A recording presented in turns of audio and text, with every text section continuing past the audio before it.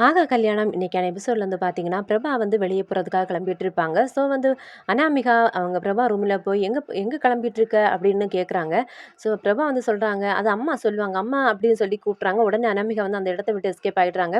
"என்ன நீ மிரட்டுறியா?" அப்படின்னு சொல்லிட்டு, "உன்ன பாரு இன்னைக்கு என்ன ஒரு வழி பண்றேன்" அப்படின்னு சொல்லிட்டு கொஞ்சம் சோப்பு நுரைய தண்ணீல சோப்ப வந்து தண்ணீல கரைச்சு எடுத்துட்டு வராங்க. ஸோ வந்து பிரபா நடந்து போற வழியில வந்து ஊத்தலாம் அப்படின்னு சொல்லிட்டு ரெடி பண்ணி எடுத்துட்டு வராங்க. ஸோ பிரபாவும் வெளிய போறதுக்கு கிளம்பிட்டாங்க.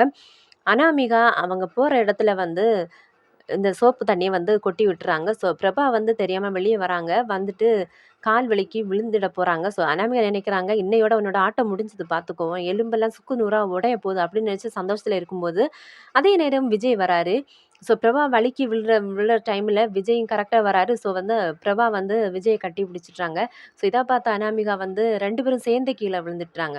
இத பார்த்த அனாமிகா வந்து ரொம்ப ஷாக் ஆகுறாங்க. "ஐயோ! நம்ம பண்ணது இப்படி ஆயிடுச்சு" அப்படின்னு சொல்லிட்டு, "விஜய் என்ன பண்ணிட்டு இருக்க?" அப்படின்னு சொல்லிட்டு அனாமிகா கேட்குறாங்க.